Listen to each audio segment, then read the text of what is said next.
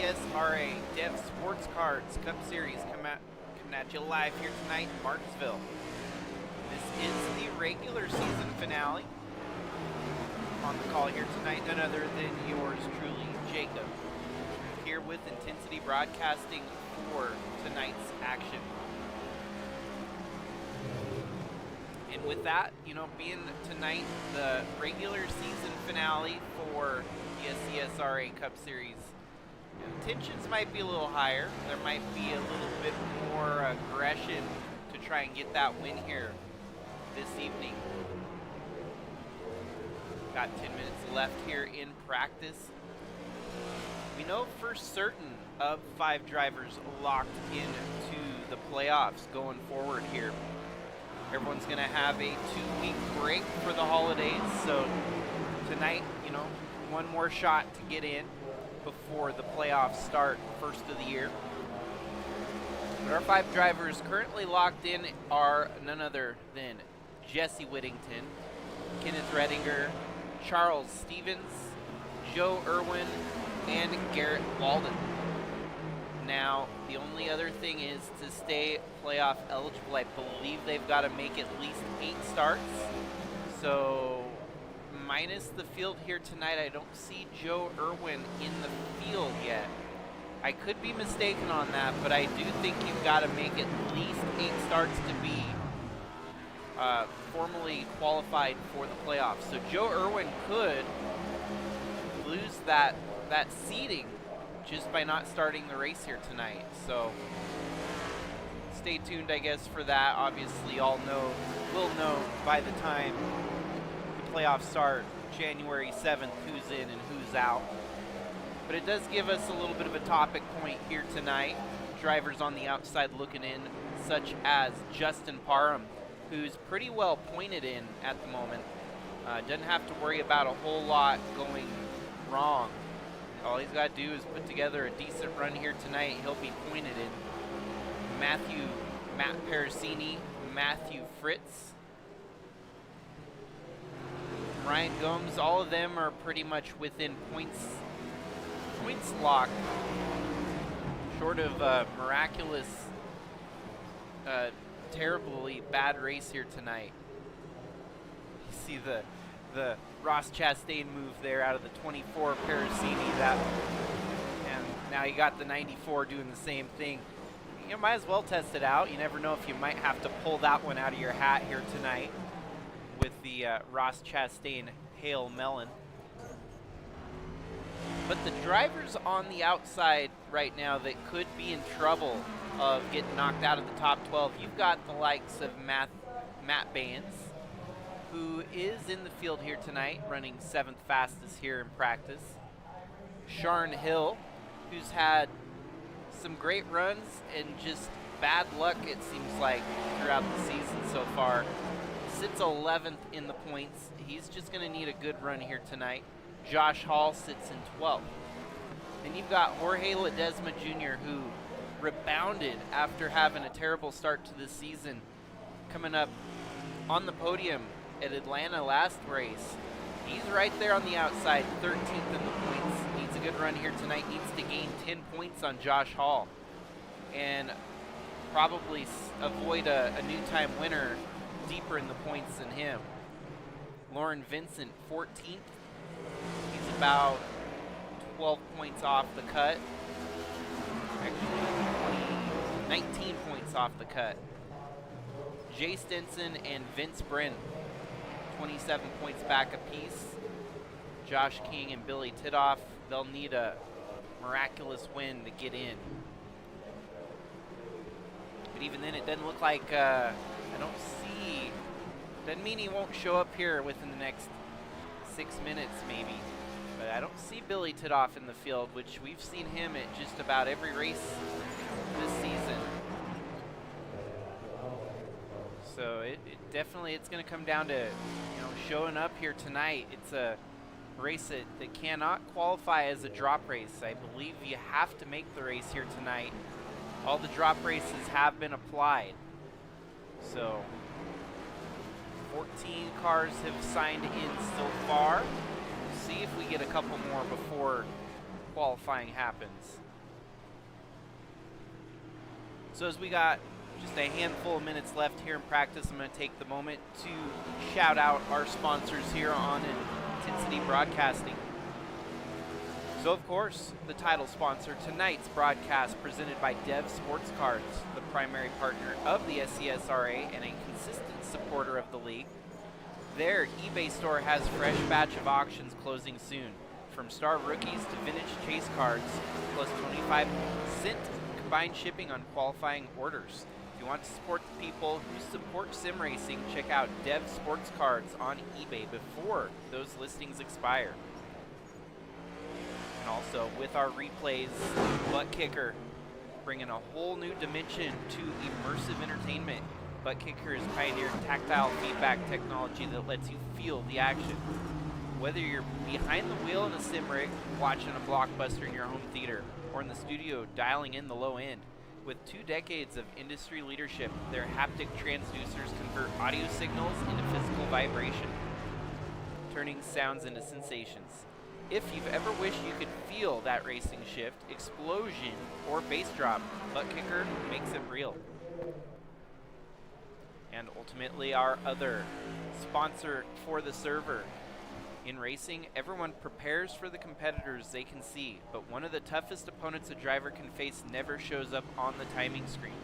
The hidden opponent is tackling the mental health battle inside the helmet, educating athletes, supporting teams, and giving the racing community language, tools, and leadership to talk about what usually stays silent.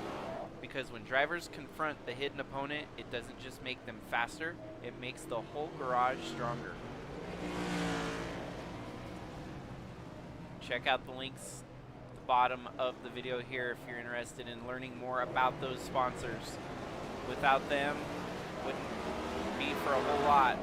Obviously, the racers here, they've all got their own sponsors to rep.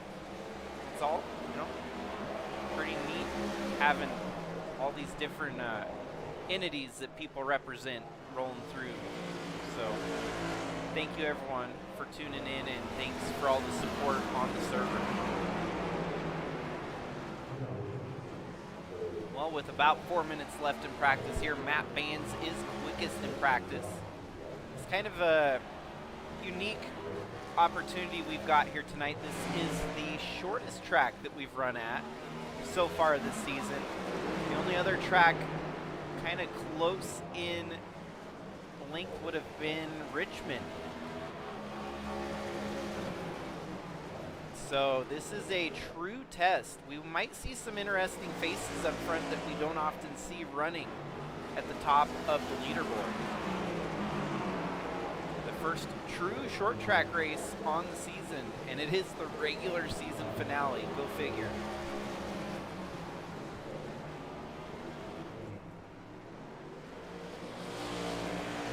We got 2 more drivers joining the lobby here, Garrett Walden and Josh Hall. Garrett Walden, of course, locked in. Josh Hall, he's going to need to hold on for dear life to that 12th position and maybe knock out some more points. We do have some new faces that we haven't seen running all year long. One of which, the 09 of Holden Wheeler. This is, I believe, the first race he's ran here in season 11. May have ran some other races for the circuit that I am unaware of, but here he is tonight. And then the other entry new to the field tonight is Kyle Ortiz. Hopefully I didn't butcher the name. If anyone in the comment section pipes up, let me know.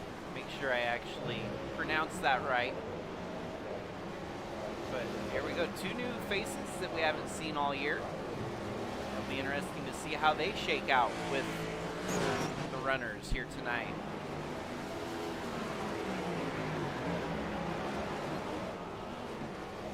Another Ross Chastain move there out of the 07 of Lauren Vincent. Lauren Vincent's definitely going to be one of those drivers needing a Hale Mellon-esque moment here tonight. 14th in the points, needing to get up to 12th. And 19 points back, it's obviously going to come down to him outpointing some big names that are above him. But the one of those drivers being Matt Baines, who's fastest here in practice, might be a tall order to fulfill.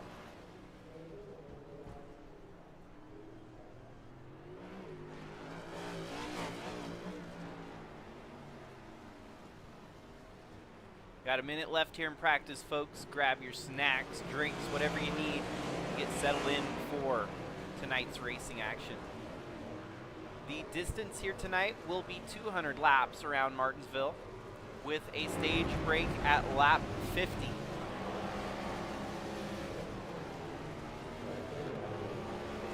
All these drivers are going to be racing into the evening here, and it'll be the regular season finale, of course, with a 2-week break from the racing action for the holidays.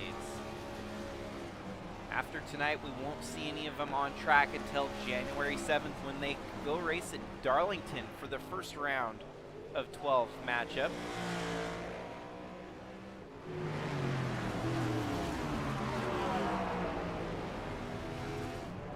And then Talladega on January 14th. Who knows what can happen there. That would be an elimination race that knocks him down to the round of 8 after that. So the whole month of January is going to be elimination racing, and it'll get us up to the first week in February to crown the champion this year. Alrighty, hot potato style, giving us the best cars on track here. Getting our qualifying under action. First on track, you've got the 72 of Matt Baines. Fastest in practice. Let's see if that converts over to fastest in qualifying.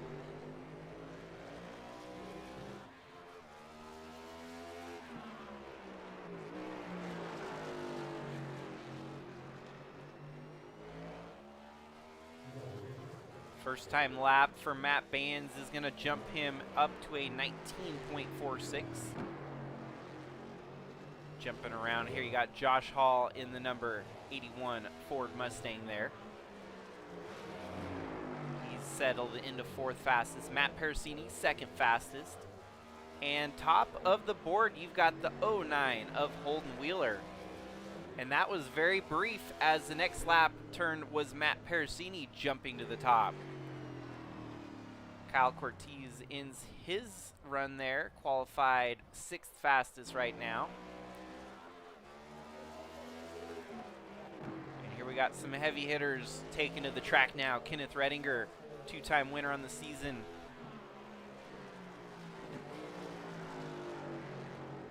Fourth fastest for him so far at a 19.51.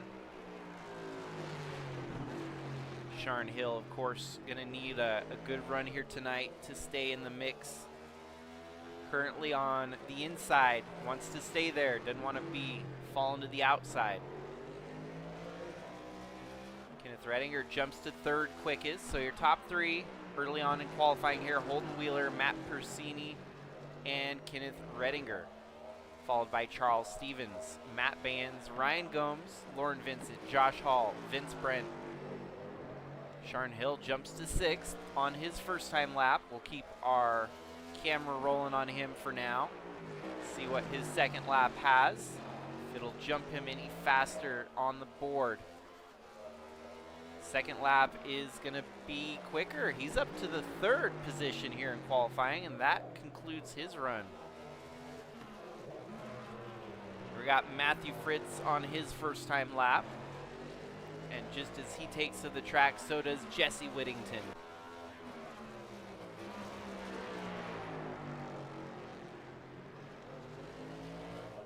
First time lap for Matthew Fritz. This is going to be a 19.43, just a little bit slower than Sharn Hill's first lap turn. We'll see if Fritz can make up the difference on the second lap. And for that second lap, coming across the line now, waiting for timing and scoring to catch up. And Perhaps the second lap was identical to his first lap. That would be wild because it has not changed. Garrett Walden on his first timed lap there in 19.16. And that's good for third quickest. Looks like Jesse Whittington and him both pulling off the pace. So we've got just one more car left running. Turn the lap here, and it's Justin Parham. His first lap was good for sixth quickest. Second lap was kind of a throwaway there. He's going to remain sixth quickest.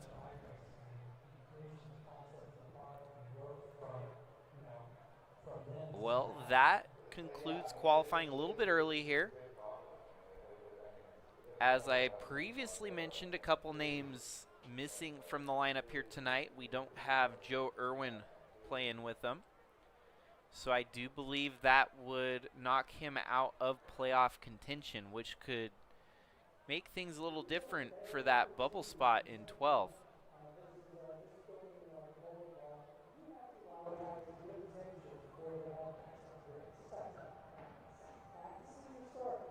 Apart from Joe Irwin missing, everyone else in the top 12 is here tonight. 11 of the 12, that is, which make up just about 90% of the field, as you've only got 16 cars taken to the track here tonight.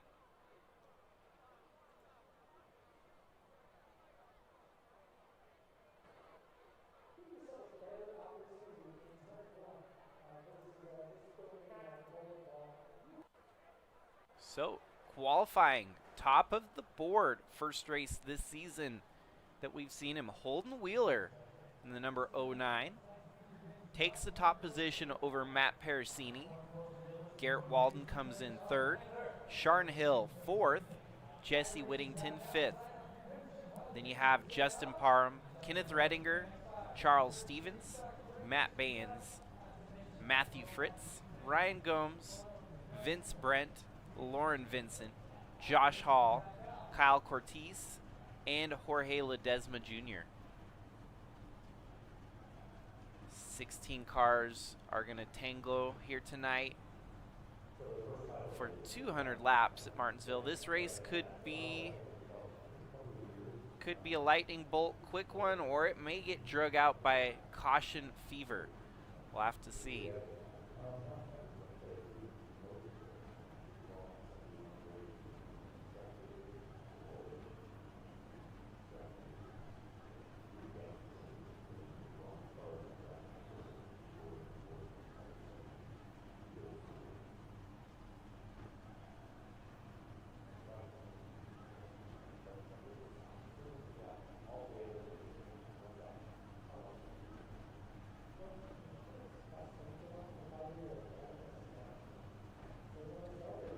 As we wait for all the cars to join the grid here, should be getting ready to roll on our pace lap. And so for me, I don't really have much of a data book to refer off here this season for short track. So like I say, and tonight kind of the first true short track on the schedule.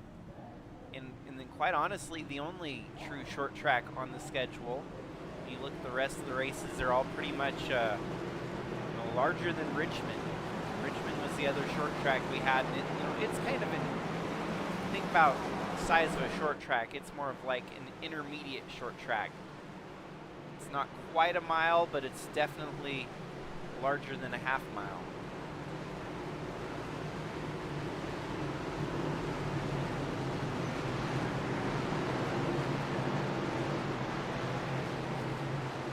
These short track races, it takes a different skill set, a different mindset, a different approach to every lap. You're pretty much, on and off the throttle and the brake all day long for 200 circuits. Truly, it is more grueling on a short track like this to make the most of your day. Qualifying is huge, especially if you're starting on that inside line. If you're stuck up on the outside, you might be dropping like a rock for the first stint of the race here. A lot of the drivers might be racing to lap 50 to try and figure out what the next move will be. Green flag, green flag. Race is green. We're off and rolling here for the regular season finale with the SCSRA Cup Series.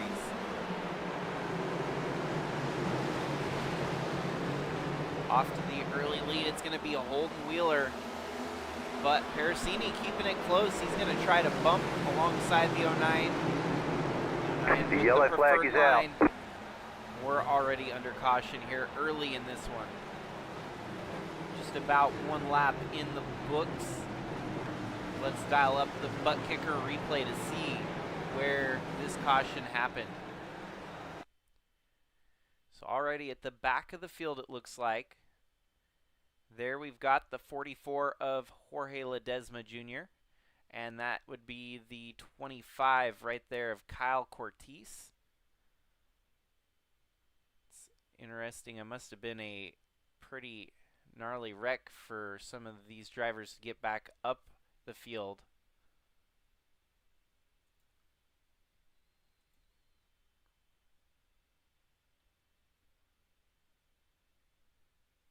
We're watching, trying to see where. There's smoke ahead.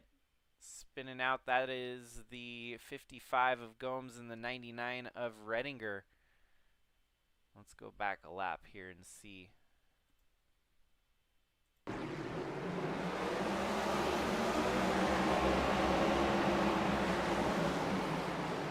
Right there, Redinger is running in about 7th. He's fighting for 7th. Goes into turn 3 here and just kind of loses it. Collects the 84, the 67, the 81. Everyone else just with nowhere to go there. Like Matthew Fritz got the worst of that, and perhaps even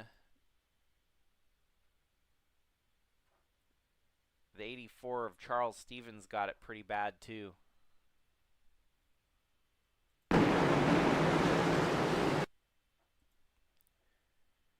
Yep, just a solo spinner there, but the track obviously cleans itself up when they spin out.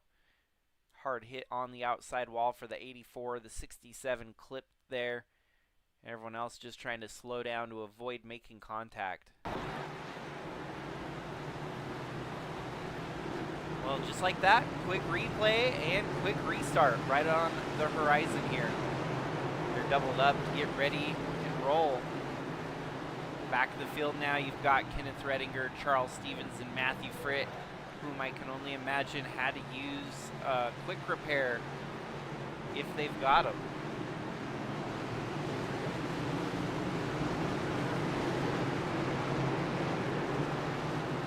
Back in the restart zone, here we go.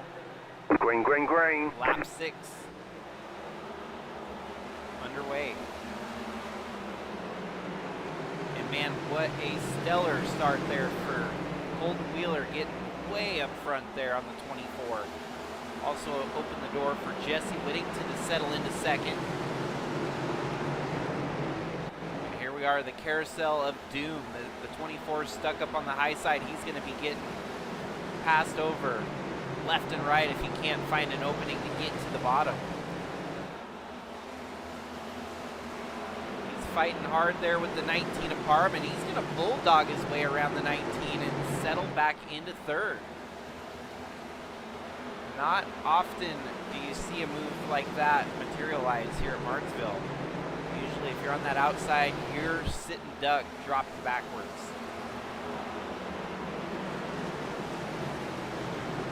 Few other battles throughout the field. You've got Vince Brent and Matt Baines side by side. Baines clipped the wall there. He's holding on though, trying to keep ground on the 92. 43 of Garrett Walden right behind them.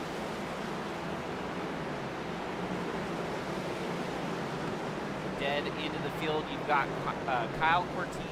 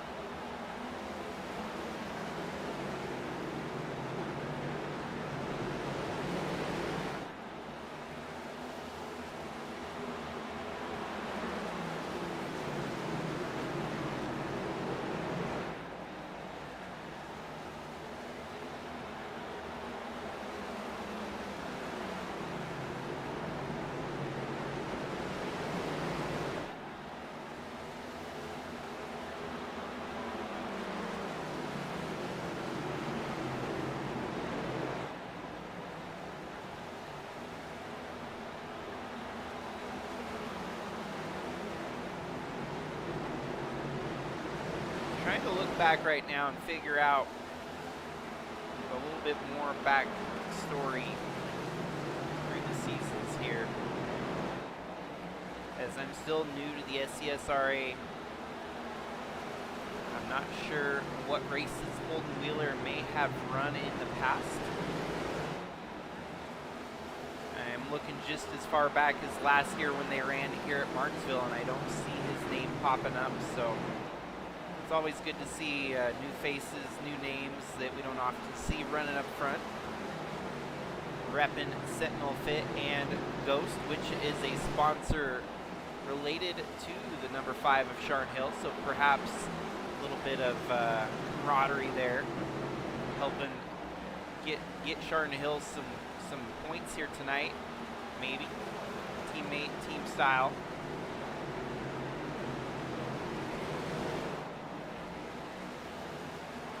Jesse Whittington in second, Matt Parasini in third, Justin Parham, and there you got the 5 of Sharn Hill.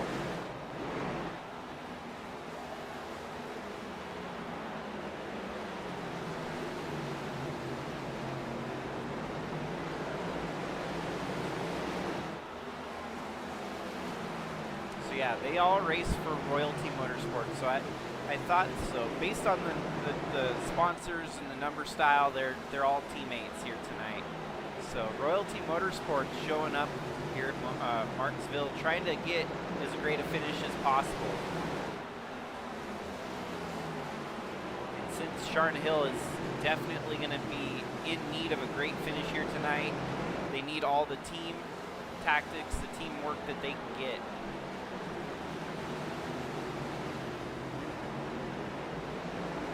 Back of the field right now, Josh Hall drops all the way back. This could be problematic in the matter that the 44 of Jorge Ledesma Jr. just needs to outpoint Josh Hall by 10 points here tonight. If Josh Hall's having a bad run early on here, that might help open the door for the number 44 team to make up that deficit. But then again, the way it seems that Joe Irwin could be eliminated from the playoffs here tonight for not starting 8 races, that might mean that Josh Hall and Jorge Ledesma are both locked in already anyways, meaning that the bubble target then changes to the 07 of Lauren Vincent. And he would have to outpoint Ledesma by 9 points here tonight. So that could be the big topic here, is the 07 and the 44 battling it out for that number 12 spot.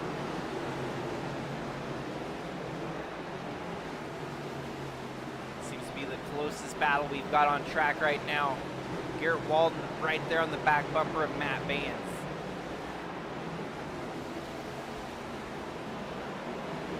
Like Matt Baines maybe got that nose smashed in there. I don't know if he made contact with the 92 perhaps.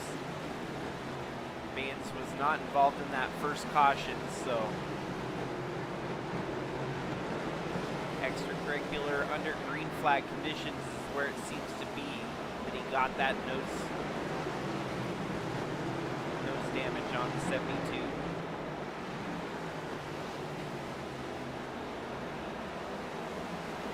Meanwhile, your top 3 have remained unchanged here for the last handful of laps.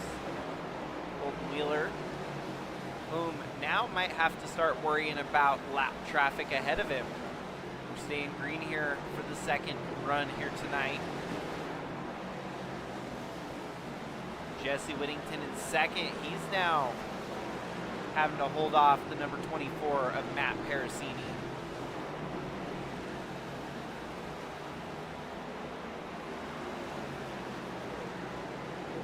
Crazy to say that that's a half-second deficit there. That looks a lot closer than a half-second between those two. Sharn Hill putting up a fight now. The 19 of Parham having to defend against the hard charge in Hill.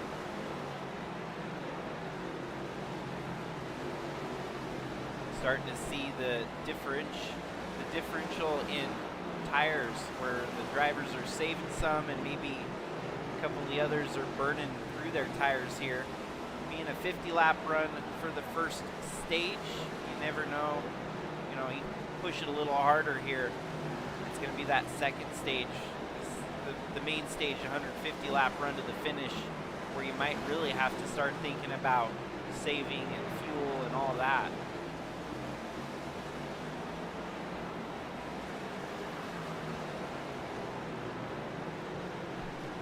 Only 20 laps away from the stage break here.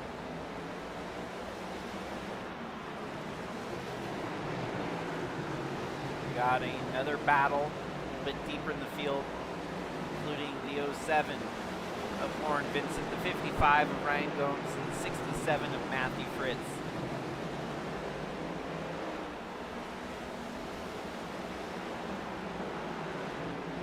Josh Hall still tail into the field here. He's right there hanging in with the number 25 of Kyle Cortez.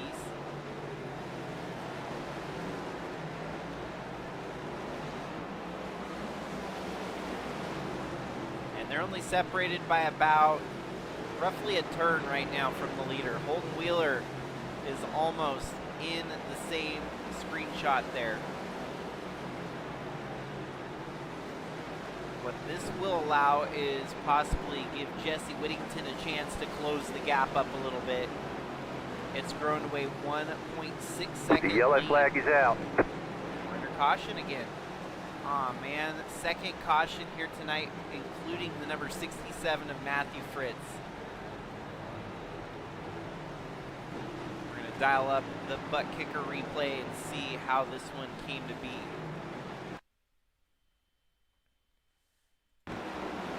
So at the moment in replay here, he's running about 14th.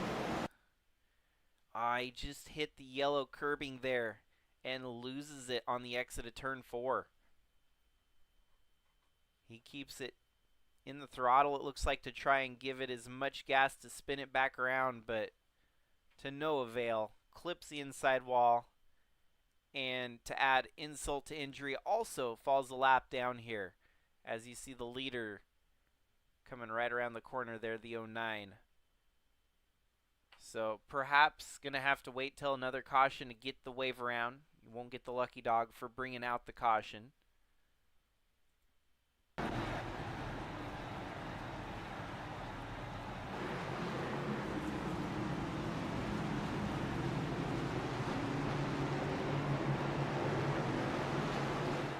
Wow, the 09 of Holden Wheeler decides to pit here under the caution, relinquishing the lead, him and Jesse Whittington both.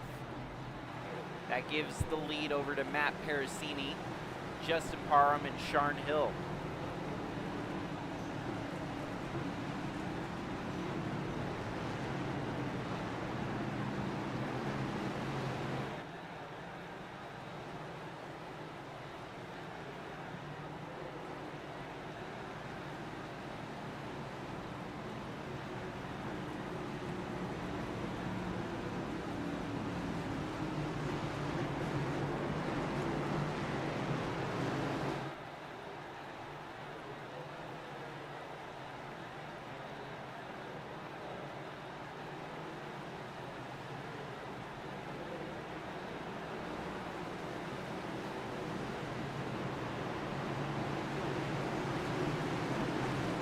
Alrighty, getting settled for the restart here, doubled up. Only going to be about 12 laps once they take the green for the restart to the stage.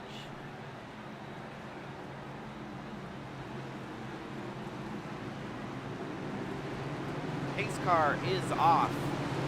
We have rolling here. 24, Matt Parasini leads them on to the restart. Two Green cautions flag, here green tonight. flag. So far, there will be at least a third one for the stage break.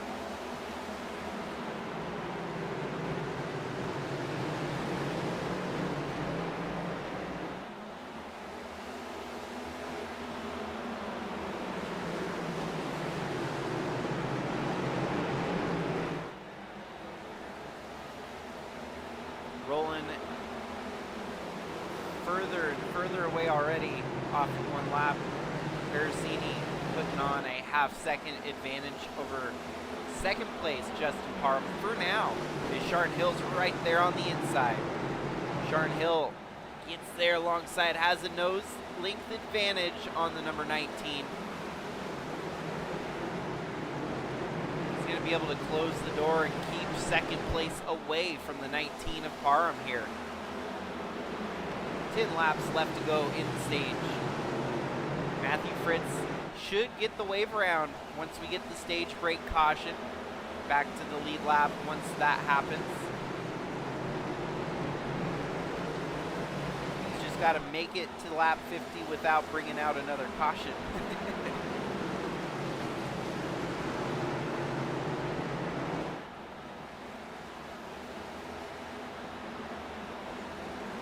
Caution, yellow flag. Well, that may very well give Fritz the lead lap wave around here, as we've got our third caution here tonight on lap 42.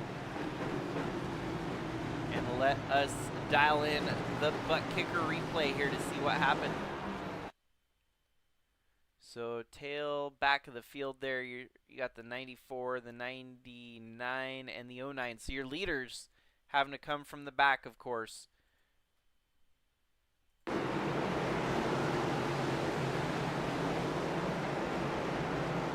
Kenneth Redinger loses it and clips the 94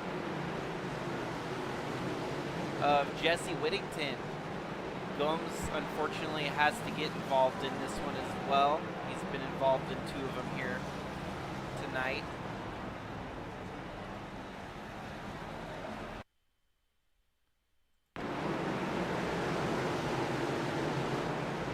For Matthew Fritz, I think he's going to see the tail end of it and he's able to drive through it, but he definitely had to get on the brakes there. Not involved with this one, at least. Kenneth Redinger looks like he's going to hit the tow truck button to go back to pit road, and he'll go a lap down.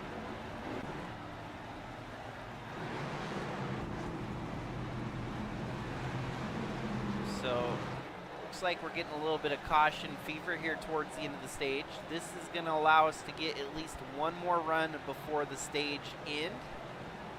It might be about a green-white checkered for the stage. But of course, stage points are still up on the line. To win the stage means you get some bonus points, playoff points, and all that good stuff. And that could help someone significantly on the outside looking in, trying to build up a nest egg of points.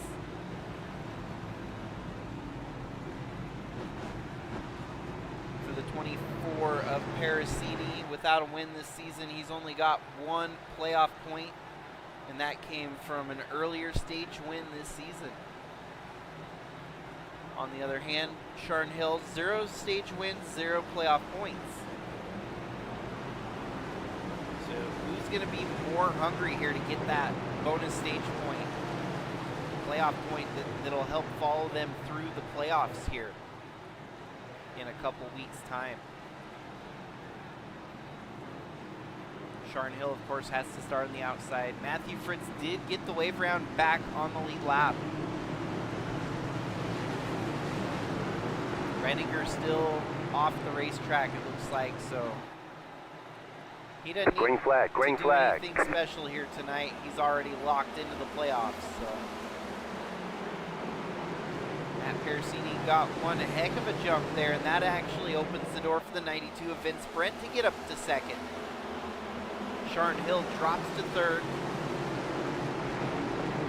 Ooh, the 84 is losing it in the background. This might be the end of stage Caution, here. yellow flag. We're going to have to dial up the butt kicker replay a lot here tonight. Let's see exactly how this one transpired. Looked like another solo spin.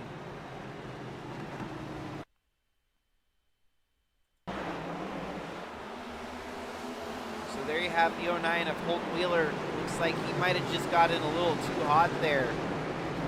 Flipped the brakes and clipped the left rear of Stevens, unfortunately.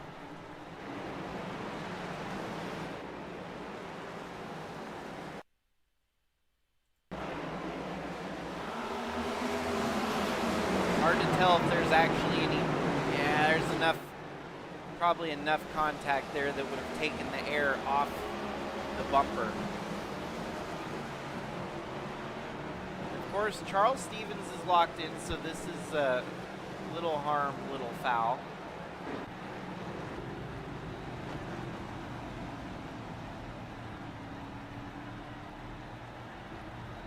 How wild is that? I guess, I don't know if they actually gave the stage win away on that, or if the people that pitted there relinquished the stage win.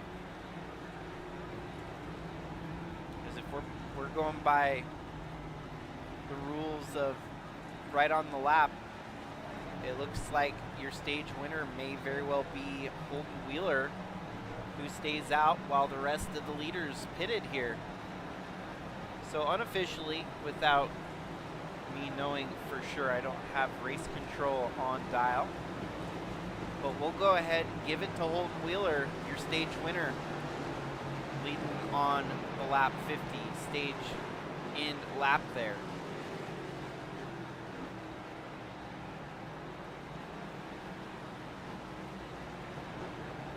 I think their hand was kind of forced there, that they had to pit, knowing that this was the stage in.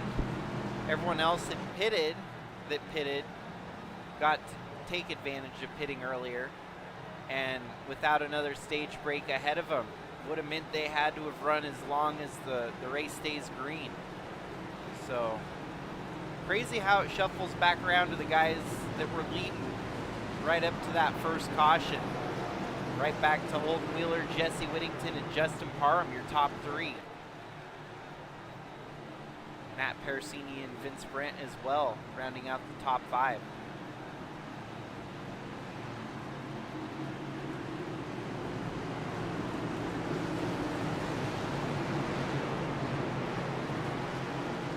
Restart zone, here we go. Back and rolling here tonight Green, green, from green. Martinsville.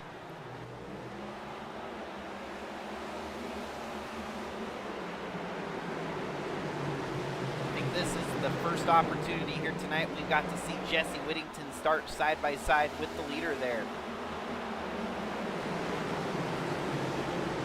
There's no opening on the inside. He's going to have to stay on the outside as Parham kind of knocking on the door of the back fender, the 94.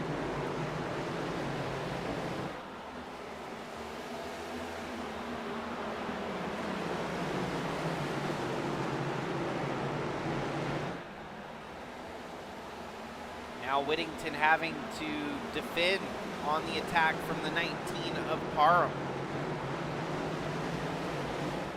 We're seeing that outside line claim a victim here. 94 still trying to fight back on the outside. Desperately. And Utility starts to weigh in there. Whoa, there was barely an opening and he tried to take it. I think he's going to get that opening right there behind Sharn Hill. So go ahead and dial up Sharn Hill to the podium right now. His teammate leading the way for Royalty Motorsports, Holden Wheeler.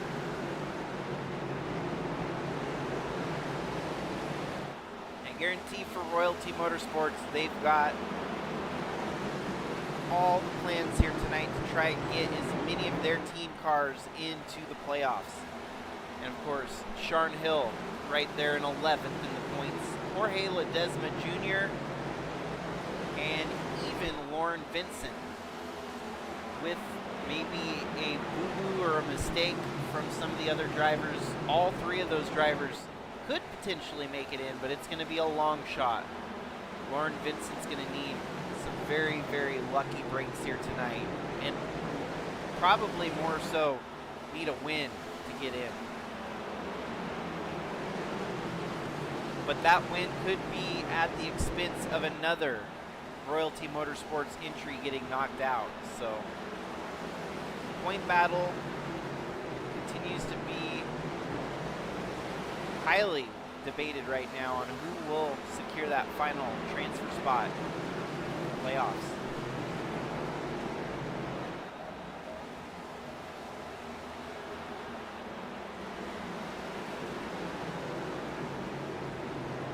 This right here is one of our tighter battles with Jesse Whittington right on the back bumper of Sharn Hill. Matthew Fritz on the rebound after getting in the wreck. A couple cautions involved. Right there trying to catch up with Vince Brent for 7th place. The biggest gainer here today at this point in the race, you got the number 92 of Vince Brent up 5 spots. The highest in the running order. Oh, and I might have just jinxed that, unfortunately, for the 92. He Caution, loses it. yellow flag. Solo spinner, and that brings out the caution here. Not too terrible of a caution. We already kind of got to see it play out there. Tough break for the 92 of Vince Brent, who was up 5 spots until I mentioned it. So that switches the torch, gets handed over to Lauren Vincent at +5 spots gained here tonight. Holden Wheeler from the pole has maintained the pole for roughly about half of the 64 laps run so far.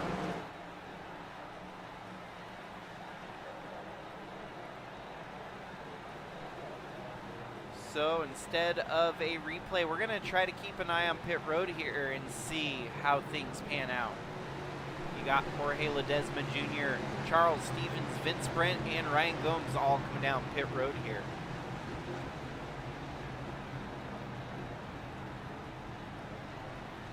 And very common factor here, a lot of the cars look like they've been through a demo derby. That is just good old-fashioned short track racing at its finest. 84 definitely has seen better days, but he's going to soldier on and try to keep rolling for the best finish he can get. Looks like they're taking some extra time to make some very, very specific repairs on the number 84 as the rest of the cars leave pit road, leaving Charles Stevens to kind of pick up the pieces. Falling a lap down.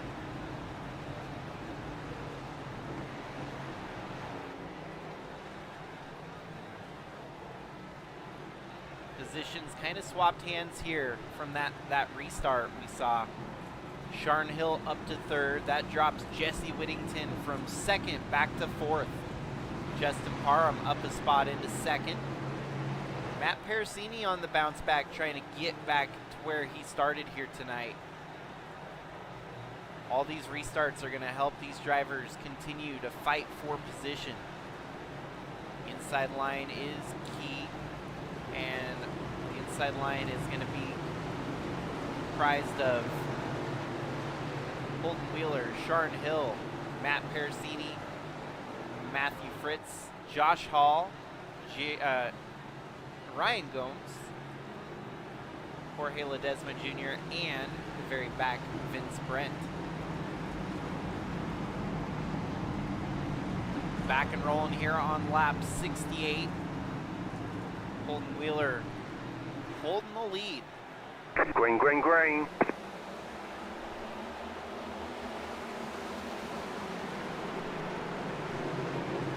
Sharn Hill already making another move up to 2nd here. The outside is opened up the inside for the 94 of Jesse Whittington to get his revenge on the 19 of Parham, who put him back there. Whittington reserved until that moment. I was going to say, The yellow flag is out. he was playing it cool, just kind of letting off the throttle, dropping back, but unfortunately made a miscalculation there, making contact with the 19 of Parham. Well, this will be an interesting butt kicker replay for sure. Let's go back and see how this one transpired.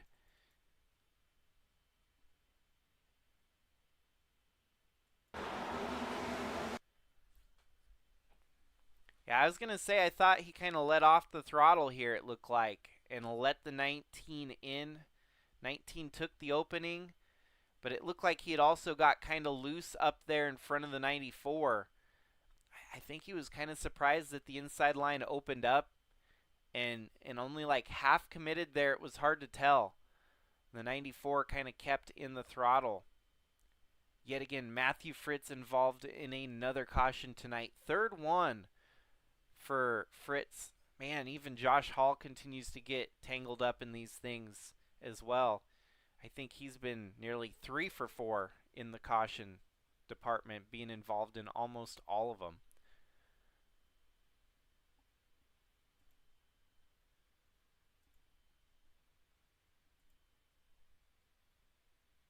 Let's see if we can maybe get an idea on a chase cam here. Yeah, the 19 gets loose. Loose. And then he had to let up to not hit the 5. Man, yeah, Jesse Whittington, I think, just had more of a run there. Miscalculated it. Clips the 19, causing him to spin it out there. And the rest is kind of history at that point. And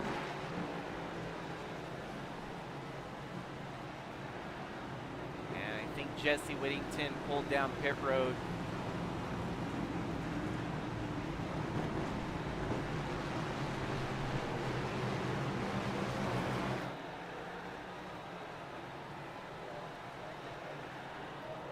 Well, we're definitely getting hit by caution fever here tonight. It's going to take a little bit longer to get to the halfway point as the cautions have kind of stretched this race length out a little bit.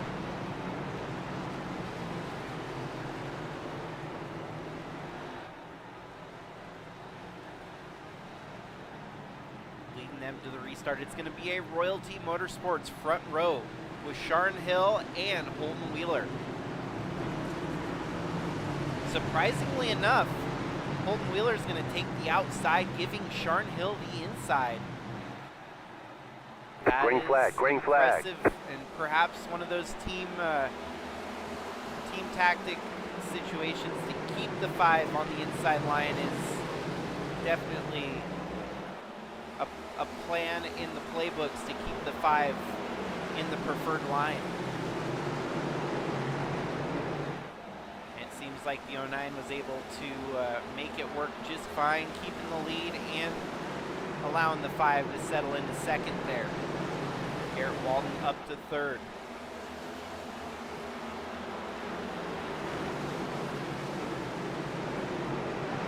Garrett Walden racing for Cypress Academy.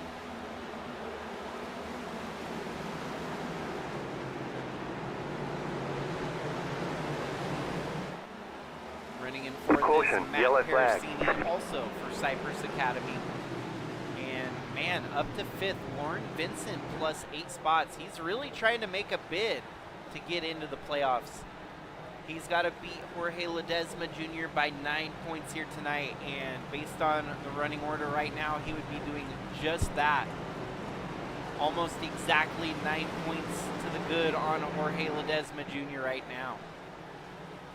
And that all came because, as you're going to see in the butt kicker replay, the 44 of Jorge Ledesma Jr. loses it.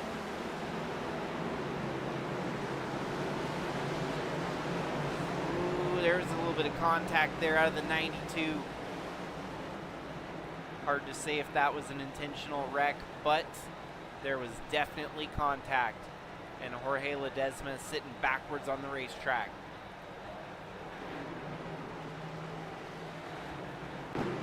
And the culprit, of course, none other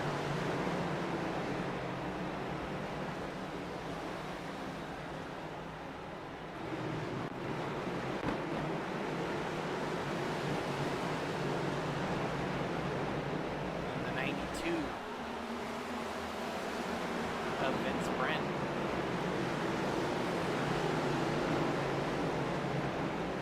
Hard to say if there was something on the previous lap that necessitates it.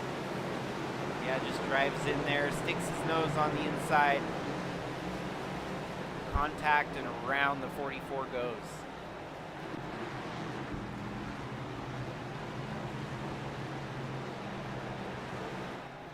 So it's almost certain that we'll see the same lineup here again on this restart. I guarantee you the 5 of Sharn Hill's probably going to get the inside line again.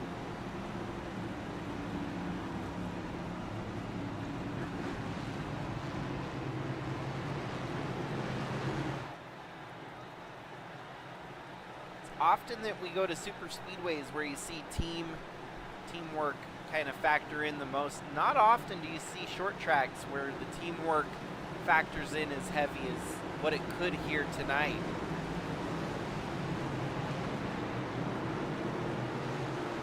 But obviously a lot is on the line here. The playoffs, of course, and a couple of their drivers not in the playoffs, so they need a little bit of an ace up the sleeve to make it in.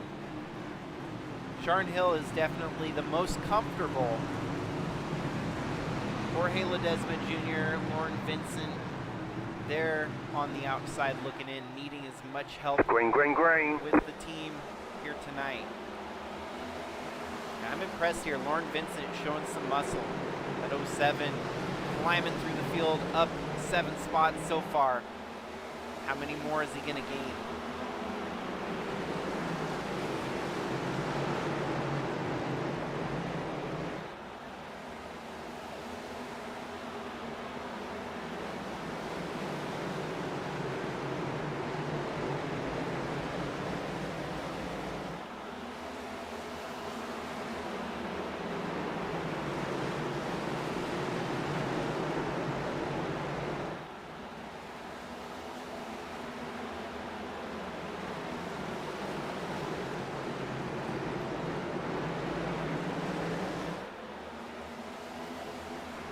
Another spinner in the background. We got pretty singled out here during the restart. I do believe we'll see on the replay here the 92 Vince Brent solo spinner. Wow, it's like he downshifted on accident there. I mean, you don't see a car spin out on the entrance of the turn like that. Not unless they accidentally downshift when they meant to upshift or vice versa.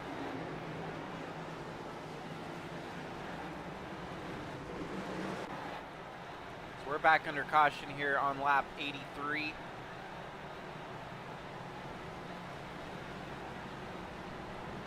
The more cautions we get, the longer they can run under caution pace here to try and save fuel, save their tires. And honestly, I feel like the window would open up at about lap 100 where they can make it probably to the finish with a pit stop at about 100 to go.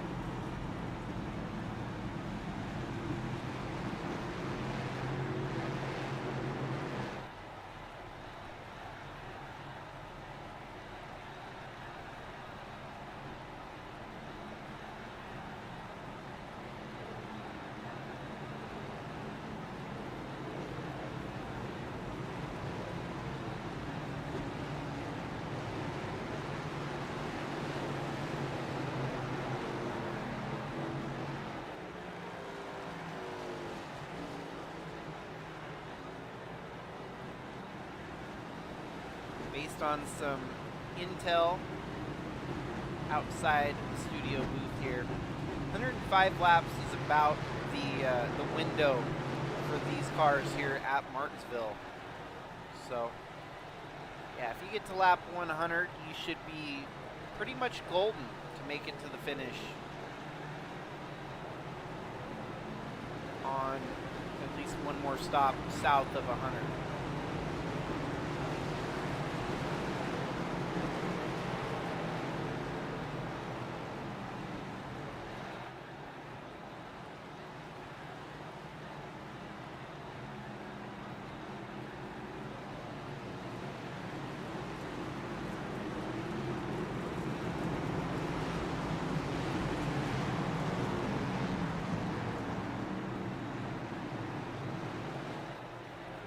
Green flag, green Alrighty, flag. we're back and rolling here. Lap 88. Charnhill did not get going there, and he's getting bumped by the 24 Parasini. Kind of like bump drafted on a short track. You don't often see that pan out either. He's holding on for dear life. The 43 of Garrett Walden on the outside, trying to fight him for the position.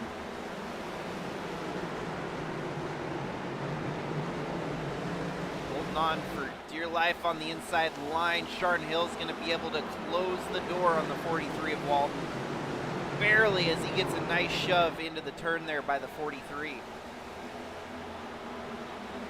You're starting to see the gloves come off here tonight. They're getting aggressive fighting for these positions. With 110 laps to go, they know that the best can be made on these restarts. If they even give up a single spot, that could be an arrow to the knee. So fighting for every position while they can, putting up as much of a fight to get a spot here rather than lose a spot there. Just like that, our top two still repping Royalty Motorsports. Charnhill second, Holton Wheeler leads the way. Looks like Lauren Vincent has dropped off a little bit. He's fallen to 8th at the moment, defending the position on the 55 of Ryan Gomes and Josh Hall from Neon Racing. Wow. The yellow flag is out. The bad luck charm. As soon as I focus on a certain driver, they seem to spin out. So maybe I'm the bad luck charm here tonight. Hopefully not. But I feel for Lauren Vincent there. Had a good run going and loses it on the front stretch.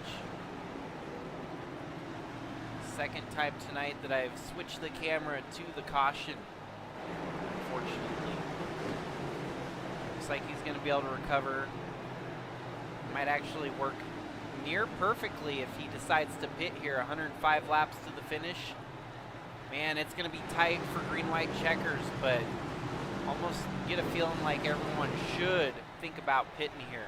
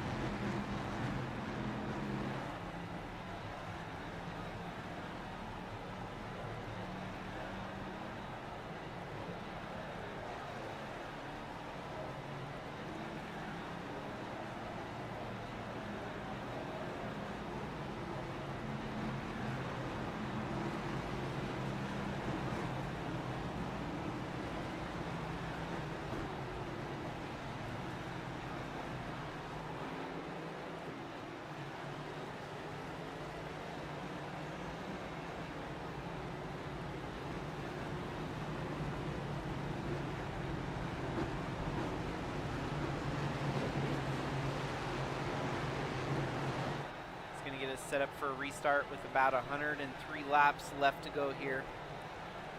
Your takers down pit road, they kind of opened up the window to where they can make this race without having to stop again. But that obviously depends on green-white checkers and if we get any of those here tonight. So they can't rest easy knowing that a caution could come later in the race, making it very sketchy on the fuel mileage. Doubled up, ready to roll. Charnhill has been able to get that inside line on every restart here lately, thanks to his teammate taking the outside. Wow, what a slow roll from Charnhill. I can only imagine they're trying to soldier on with some wore out tires late in the run here. though it's only about a half run on the tires and fuel, we'll start to feel it. That car definitely is showing signs of struggle on the grip level. 19's knocking on the door. Is he going to try to take the lead away from Holden Wheeler?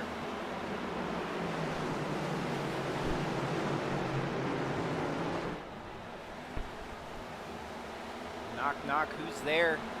It's none other than Justin Parham in the 19. He got by Sharon Hill on the restart, and he's on the attack with 100 laps left to go. Is he going to be able to catch Holden Wheeler on this run? Oh, and he loses it. He slides over in front of the number 5 there, giving the 5 an opportunity to pass him back. I think he just drove it in a little too hot there. Lost control of it through the turn and paid the ultimate price, falling back to 3rd. Garrett Walden right there. Back up in the mix is also Jesse Whittington in 5th right now. Matthew Fritz starting to eke his way into the picture. Josh Hall, even after the tumultuous start to the race, he's been able to research here for a top 10 at the moment. A little bit of an accordion effect there as the 94 catches up to the back bumper of the 43. Cypress Academy teammates there, the 43 and the 94. And they've got the 67 of Venom Racing's Matthew Fritz right there in the picture as well.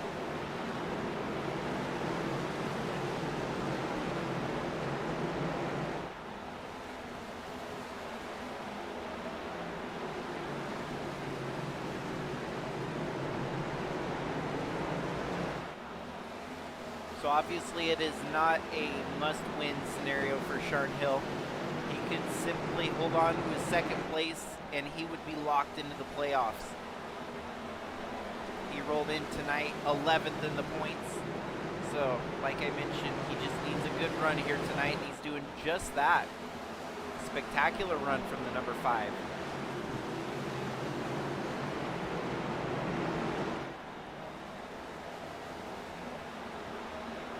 Top gainer at this segment in the race now belongs to the 81 of Josh Hall, who's up 5 spots from his qualifying position here. Currently running in 9th. Just about everyone here short of making it to the finish without at least one more pit stop here.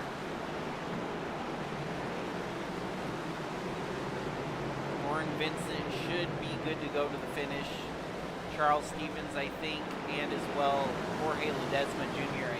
Those are 3 of the drivers that pitted under this previous caution here. And they're going to be able to reap the benefits if this race stays green for the entirety of the final stretch here. Tall chance that that would actually happen, as it seems like we've had more cautions here tonight than we've had at most of the other tracks through the first half.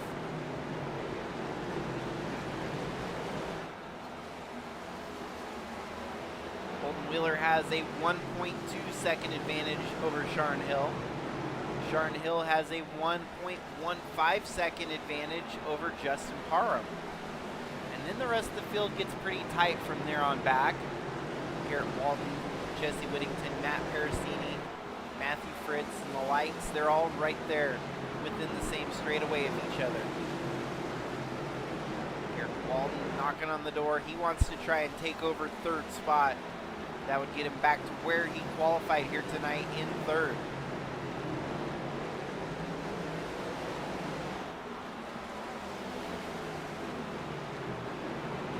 No, and then the 43, Garrett Walden gets loose there on entry.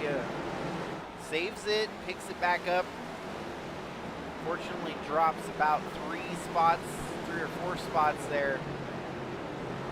Falls back in line right in front of Matthew Fritz.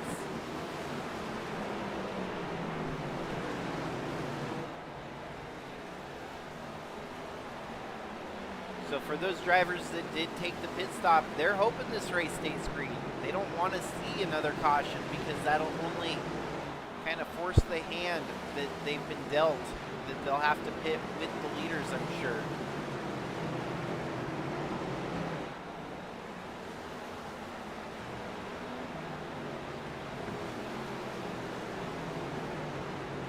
They could decide to stay out, but with 105 laps to go, you don't want to risk it on a 105 lap run here when you can tamp it off and get the extra gas to make sure you've got enough for some overtime restarts if necessary.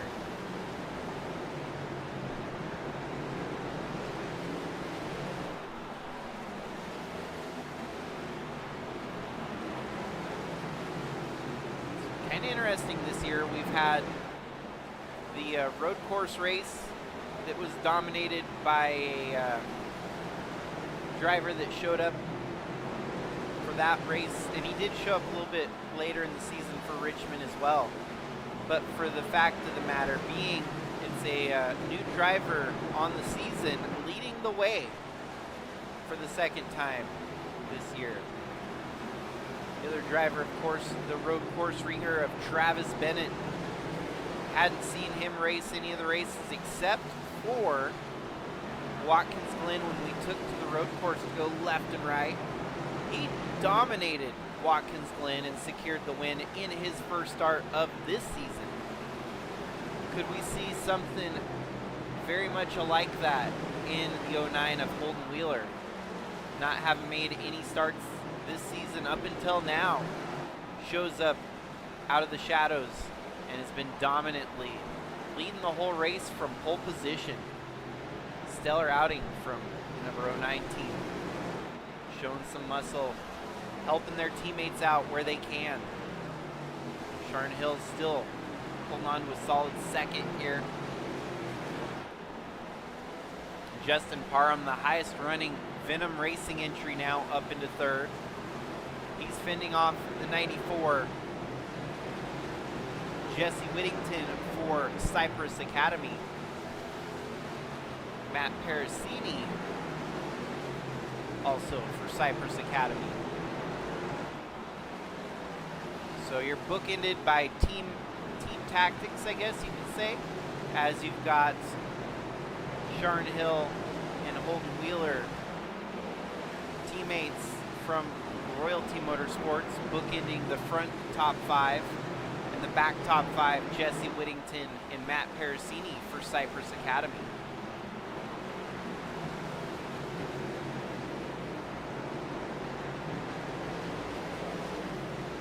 Looks like so far out of the race here tonight, Vince Brent and Kenneth Redinger. Last car on track, still on the lead. Nope, he's a lap down actually. Just got passed recently, the 25 of Kyle Cortez. 14th, one lap down. Josh Hall, the last car on the lead lap, running in 13th right now. He's doing what he must to try and hold off Jorge Ledesma Jr. from knocking him back a spot. Warren Vincent ahead of him, Charles Stevens Jr., and Jorge Ledesma Jr. Ryan Gomes running in the top 10. Matt Baines running in 8th. Matthew Fritz in 7th. Eric Walden, Matt Parasini, Jesse Whittington, Justin Parham, Sharn Hill, and Holden Wheeler. Another nice long green flag run here tonight. This could start bringing the lap traffic into the mix again. Holden Wheeler has been lucky and fortunate so far to not have to deal with a whole lot of lap traffic here tonight. But if we get that long, lengthy green flag run at the end here, there's no stage breaks to help save, slow things down. He's going to have to run to the next competitive caution if we get one. And if we don't get a caution, there might be some green flag pit stops that really shake things up here.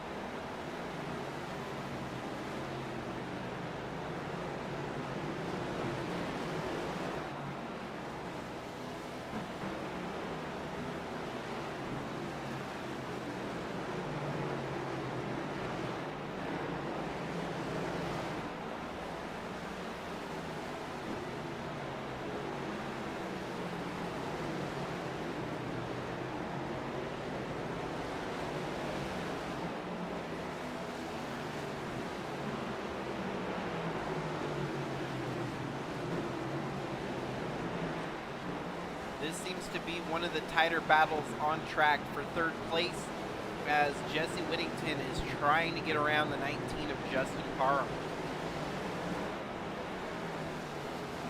Still got plenty of time to get it done, but laps are slowly ticking away here. There'll be less opportunity the later this green flag run goes.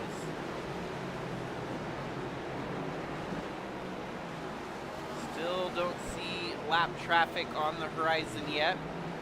Really close though, right around the next corner. Holden Wheeler has Josh Hall in his sights, followed by Lauren Vincent and Charles Stevens, who wouldn't be too much further ahead of Josh Hall. Josh Hall goes way wide, loses it a little bit there, loses a lot of traction. That car looks ugly. It must not be driving quite right. Almost driving like he's got a broken toe link on the right side. You look at that, the right wheel is pointing the wrong direction when he's turning. So he's trying to hold on for dear life.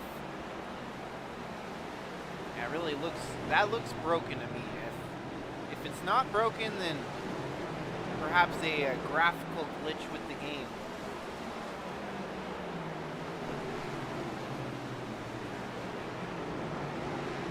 But unfortunately, falls a lap down here. Sharn Hill, Holden Wheeler both get around the number 81 there of Josh Hall. I can only imagine that was due to all the cautions that he's been involved here today, that the damage is starting to show through.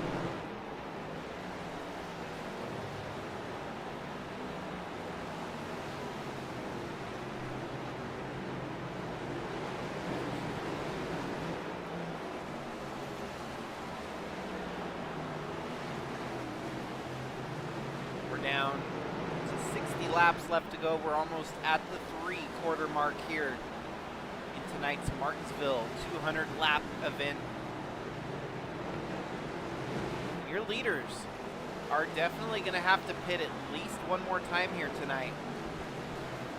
The 09 of Holden Wheeler has been doing a stellar job up front, keeping the lead from everyone else. Sharn Hill starting to try and close the gap down to his teammate here a little bit.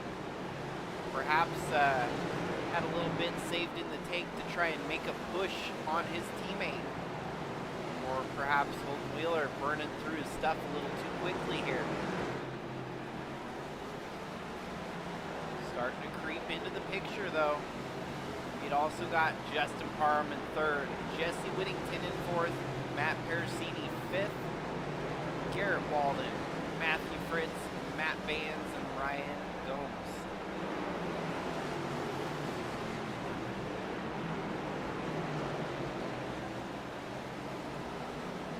You've got the 84 of Charles Stevens Jr., Lauren Vincent, Jorge Ledesma Jr., and Josh Hall still trying to just soldier it home here at the end of this one. Kyle Cortez goes a lap down, and I'm only assuming it's probably because he decided to pit, and he should be good to go, clear to finish the race without having to stop anymore. Your leaders unfortunately cannot say the same. As we go ahead and show our new fancy tracker that we are able to look at. Stops, there we go.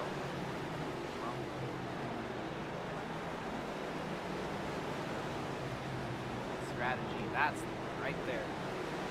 So as you see, Holden Wheeler, 112 laps on a run here.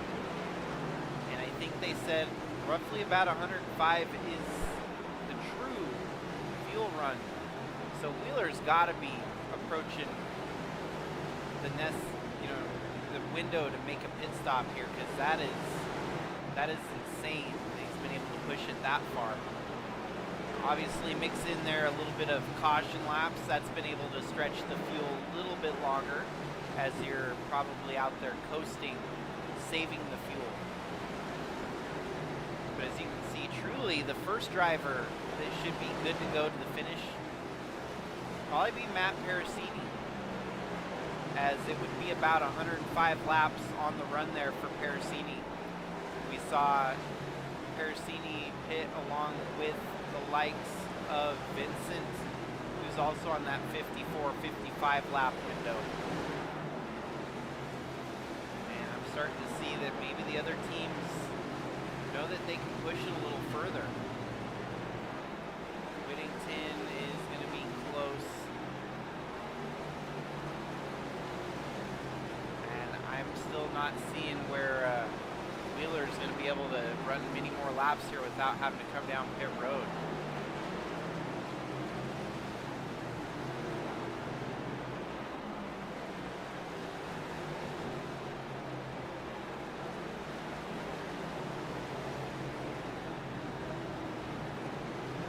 Still maintaining an advantage over Sharn Hill to the tune of 1.6 seconds.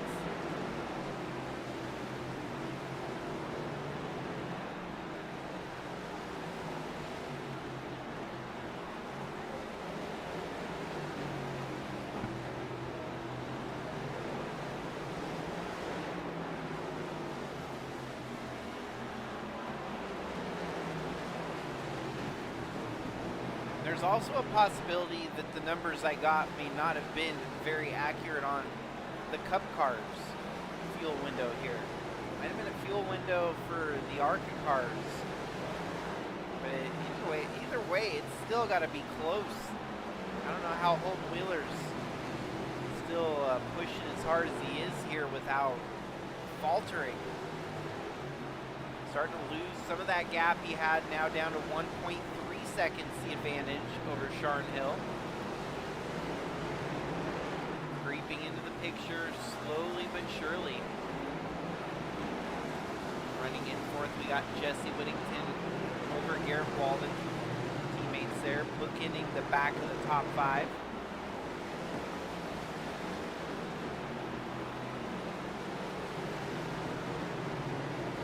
Followed by another pair of teammates, the 19 of Justin Parham and the 67 of Matthew Fritz. So they're kind of 2 by 2 by 2. Sharn Hill has to pit. He didn't want to push it any further than he needed to. His pit window, he closed it up here on 107 laps. Monstrous run by a Wheeler. I do not know where he's getting the extra fuel to keep running up front like this.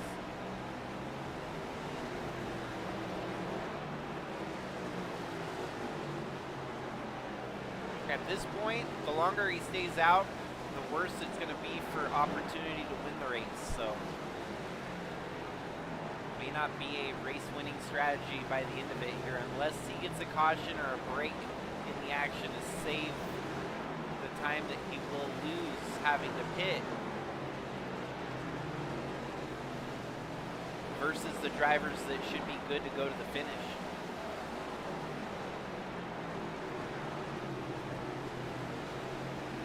So that moves everyone up one spot for the moment. Matt Parasini up to second. And as we were mentioning, Matt Parasini, the first of the drivers on the good window here. 65 laps on the last pit window for him. He should be good to go to the finish. It'll be almost exactly 105 laps.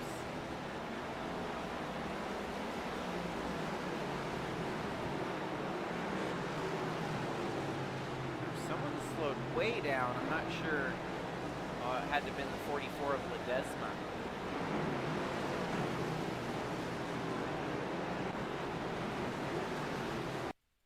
Looked kind of odd the way he was running so slow. Got up there in the marbles. Yeah, he was a lap down car at that point, so he's just trying to be courteous. Didn't want to get in the way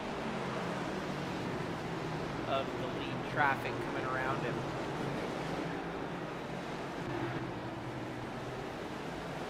We're starting to see a lot of that as Holden Wheeler continues to hold the lead. Driving around the slow lap traffic to try and put them laps down here. Lauren Vincent tail into the lead lap, running in 10th, right there in front of your leader, Holden Wheeler. Did Holden Wheeler find the cheat code in iRacing? How is he knocking out the laps on a fuel run this deep on a fuel table? Everyone else has had to pit right under 100 laps. He's not showing any signs of slowing down and continues to hold the lead from everyone else.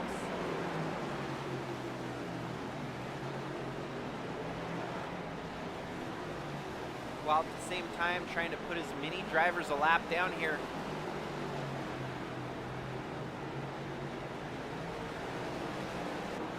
Garrett Walden has to relinquish his position.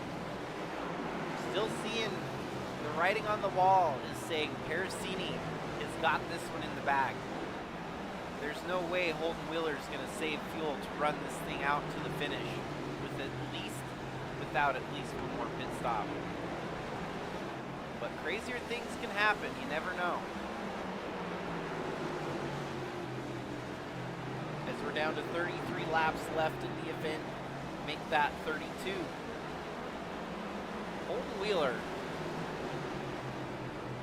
has run 133 laps on a run here. Simply amazing. No one else has been able to put together that many laps on their run here at any point here tonight.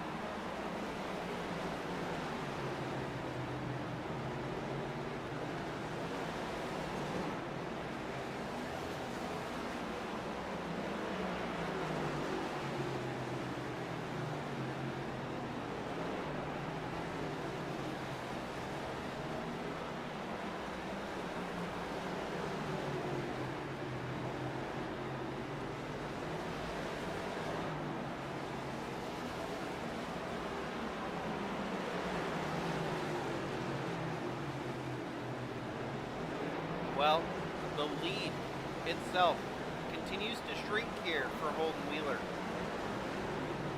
as he now only has a 1.5 second advantage over Matt Pericini. Pictured in the same shot there, you can see the 24 of Pericini trying to close that gap.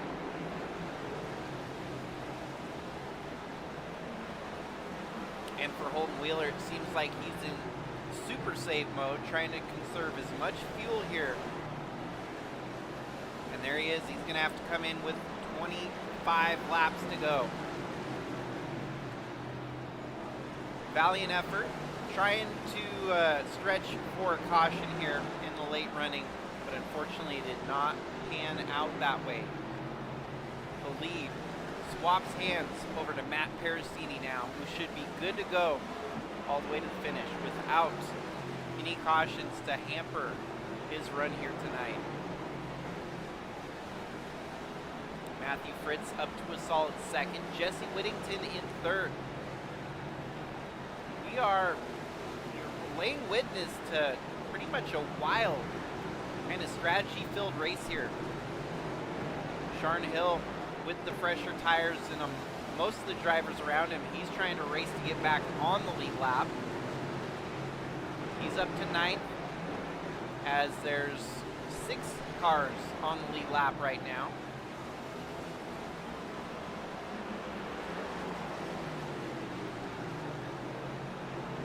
Well, if any of the pit windows are an indicator, Wheeler at 140 laps. Pericini should be golden. Fritz should be golden. Whittington should be golden. Everyone else is still out in the top 10 now, should be good to go. Ortiz is trying to run the long game, but he's already a couple laps down.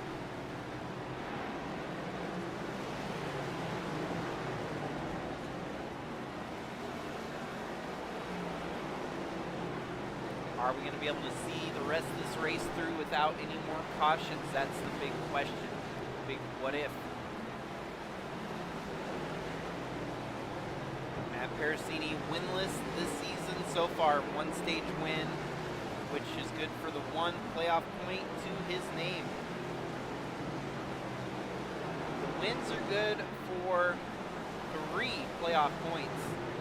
So that would put him at put him at 4 stage points, 4 playoff points. Caution, yellow flag. And that is exactly what Matt Parasini did not want to see. A caution coming out here with 20 laps to go on lap 180. And so what happens here? Get the butt kicker replay on file. Oh. 09 spins out the 43. I don't know about that one, folks. You can be the judge of that one.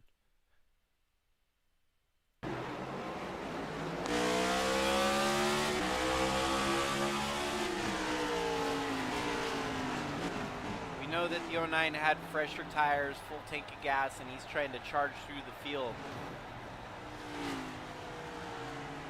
But that looked a little bit dirty. So Parasini now on pit road, relinquishing his lead. Well, maybe not, as it looks like everyone else pits with him here.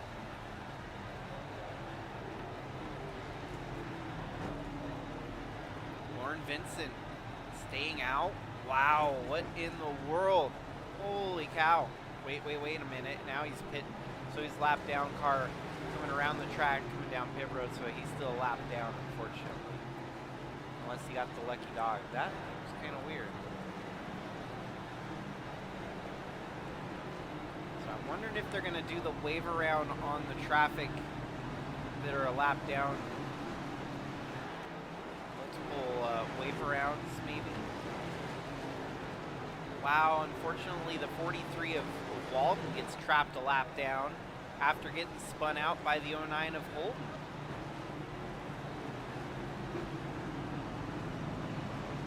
Yeah, so right now you're 8th, 9th, 10th, 11th are right there in front of your leader.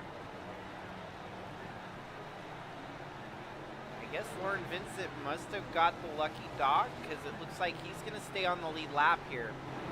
So lucky dog. And perhaps the wave around. Yep, the wave around for the rest of the drivers that were trapped a lap down here. So that'll put us with 12 cars back on the lead lap. Here, Walden trying to contest his position, maybe. He's a lap down, it shows, but he's right there lined up with the leaders.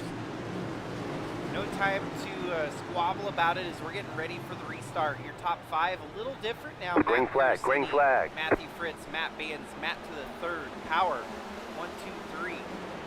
And then Ryan Gomes and Jesse Whittington. How hungry are you going to be to get that win here? I know Matthew Fritz has had a couple opportunities snatched away from him this season. And how hard would the Matt yellow Baines flag is out. push to try and get a win as well? How many times are we going to get a caution here before the race gets truly to the end? So we go under caution here. Ooh, 72 loses it, driving a little too hard.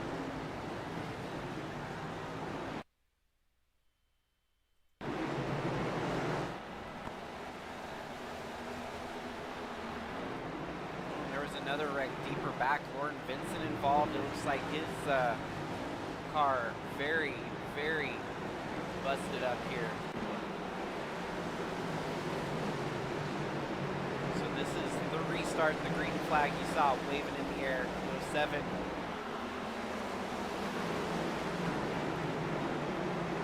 Oh man, he just loses it all on his own. Oh, and Sharn Hill with nowhere to go collects the 07 there. Hard hit on the 07. Yeah, that wheel, the Nemesis, the next gen car,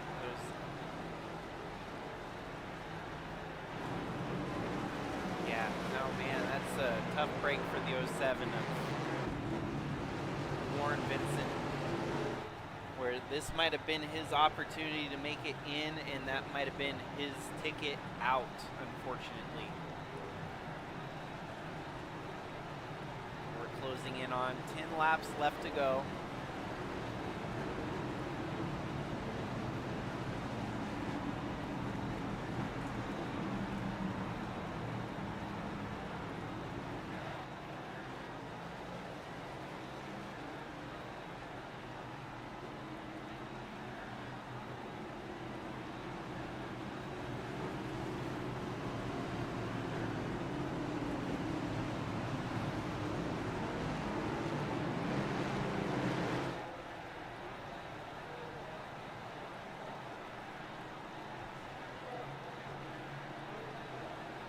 Yeah, the toe links have claimed a couple of the contenders here tonight. We saw the 81 of Josh Hall with a broken toe link, and Lauren Vincent, that car looked extensively damaged on the right front toe link.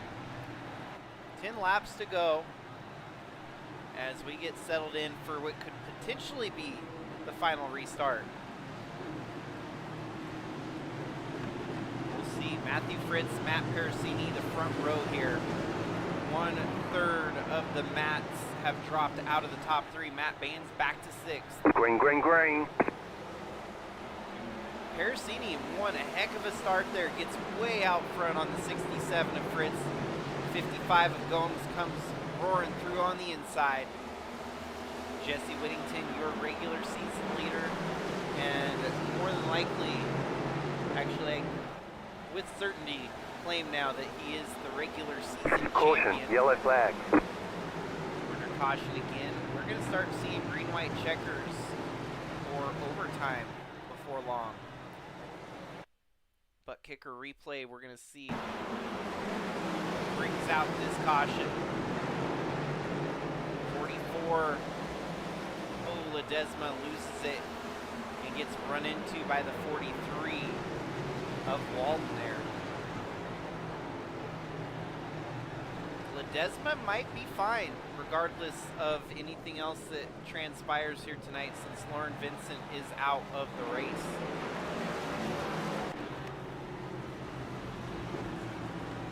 For Matt Parasini, this is like nails on the chalkboard. He does not want to see any more cautions. He just wants this race to stay green so he can finish it out. Each caution only gives everyone else an opportunity to force a mistake on the 24. He's been flawless on the restart so far, but you never know when that one restart may go awry. And Matthew Fritz continues to get the opportunity to start on the outside. Is he going to be able to make something happen? How about Ryan Gomes getting to start on the inside of the 24 here? How hard does he push the envelope? Gomes is locked into the playoffs, but not with any playoff points. So perhaps that factors in a little bit too, knowing that the win nets you some bonus points during the playoffs that could help you, help you push past a mulligan during the round of 12.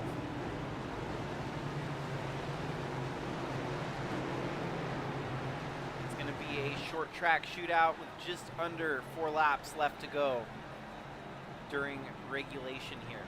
If we get another caution before we see the white flag, it'll be overtime. At least our first attempt at overtime, given that we don't see the white flag on this next restart.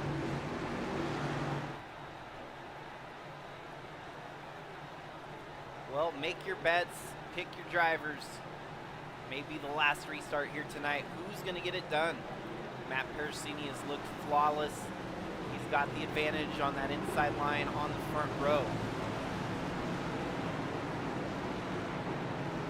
Does Matthew Fritz figure out something, though, to stay with him on this restart? We haven't seen him keep pace with the 24 as he drives off with the lead on each restart so far. Here we go for all the marbles. 3 laps to go here at Martinsville.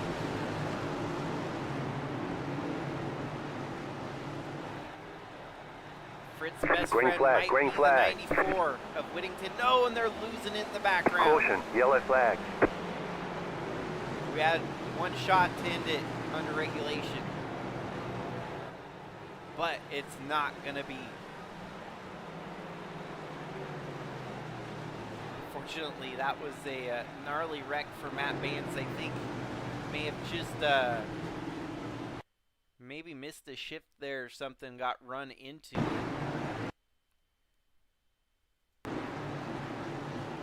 They did get pretty bunched up there. Yeah, I think it was a missed shift on the 72, maybe starting in first gear instead of second. One of the toughest things with these next-gen cars is starting in first gear. When you're at a short track like this, it's hard to say whether starting in first gear or second gear is the call to make. But when you're in that first gear, it wants to get out from underneath you, that, you know, just like that, just that bad. So for the drivers that are able to master the restart in the first gear, that's usually the one that gets out front and drives away with it.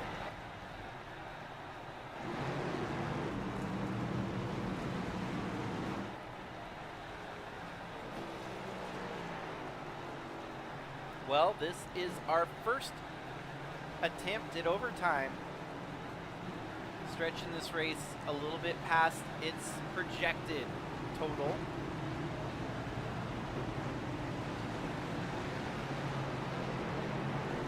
Now looking to set 204, 205 laps the distance now.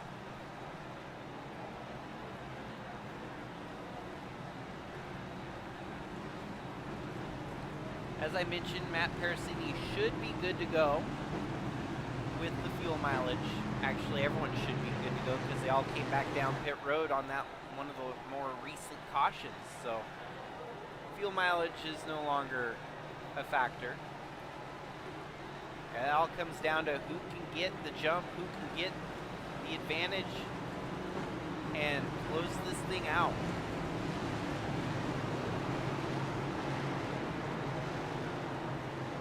Pericini's been close a couple times this year. He's fallen short a couple times.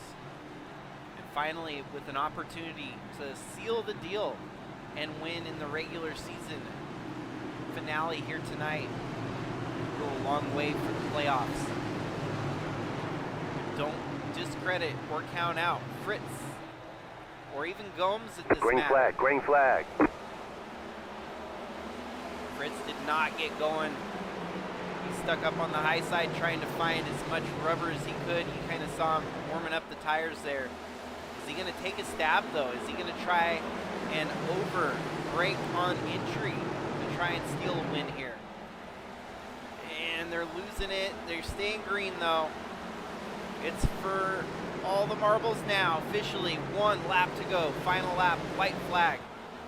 Fritz right there within striking distance. Is he going to try to push 55 of Gomes over? Does it? Coming across the start-finish line with the win here tonight, Matt Pericini. Second place, Matthew Fritz. Third place, Jesse Whittington. I give mad credit, mad props to Matthew Fritz for not trying to bulldoze his way through. He ran clean with the 24 there at the end, and you know, they both earned their position there by the end of it. So great win there for Matt Parasini. Parasini gets the job done here tonight for Cypress Academy. 2/3 of the podium belong to Cypress Academy. Jesse Whittington makes it up to third there on the spinner of Ryan Gomes, losing it there on the last turn. And our resident Canadian gets to burn it down on the front stretch here at Martinsville, celebrating his first win of the season.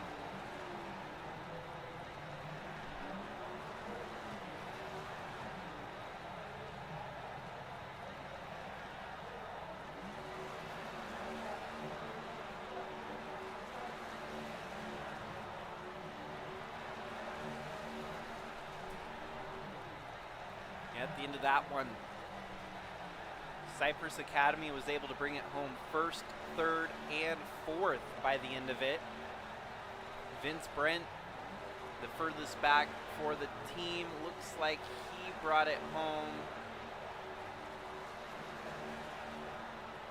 in 15th. Garrett Walden also dropped back at the end there, losing the ground, spinning out on that last restart, falls back to 9th. But a stellar performance for the team as they tied up 3 of the top 5 positions here tonight and 2 of the top 3 on the podium. And so here is your finishing results for the evening. Coming in with the win, Matt Parasini, Matthew Fritz, Jesse Whittington. That is your podium. Just on the outside of the podium looking in, you had Charles Stevens Jr. in 4th, Justin Parham in 5th, Sharn Hill in 6th, Matt Baines 7th, Jorge Ledesma Jr. 8th, Garrett Walden 9th. Holden Wheeler dominated the early stages of this race. Unfortunately, could not rebound from his strategy call. Finishes in 10th. Ryan Gomes 11th. Heartbreak for Gomes as he was in a podium position on the last lap and just overdrove it on the entry to turn 3, spinning out, losing it, gifting Jesse Whittington the podium here tonight. Kyle Cortese with a 12th. Josh Hall 13th. Lauren Vincent 14th. Vince Brent and Kenneth Redinger rounding out the field here tonight. So, as always, we will get to the podium interviews here tonight. And a very, very common individual that we've seen in many of these interviews. Another podium finish for your regular season points leader and regular season champion, the 94 of Jesse Whittington. Got you loud and clear. How's it going, Jesse? I'm good, man. How are you doing? Oh, not too bad. It was a wild race tonight. There was a lot of strategies playing out. It almost felt more like a road course race that I was watching here tonight. What can you say about the strategies that played out here? Man, I'll be honest. I wish I would have just played the strategy better. I didn't feel good that second run. The long green flag run that we had, I did not feel very good. So I just started saving fuel and I was just going to run it out and see where I finished out. And whenever it came down to it at the end, I don't know what happened to Ryan. I definitely showed my nose, and then I was like, nah, I'm not going to dive bomb it. I'm just going to give it to him. And whenever I backed out, I saw his back end start stepping out. So I feel bad if I'm the one that pushed him into that mistake, but it's how racing is sometimes, I guess. Ryan, love you, buddy. Well, yeah, it's definitely short track racing for sure. There was a lot of spinners here tonight. The car seemed a little bit unstable in a few moments during the race, and yeah, I think for him it almost looked like the car just stepped out on him, maybe just overdrove it a little bit through the turn. But this was really the only short track race on the schedule. We did go to Richmond and this is the true short track package as it is, and well, we got to see quite the amount of action here. How did you feel running? Have you had a lot of luck with Martinsville in the past? Is this a track you like to come to? I'll be completely honest. This is normally a track that I dread.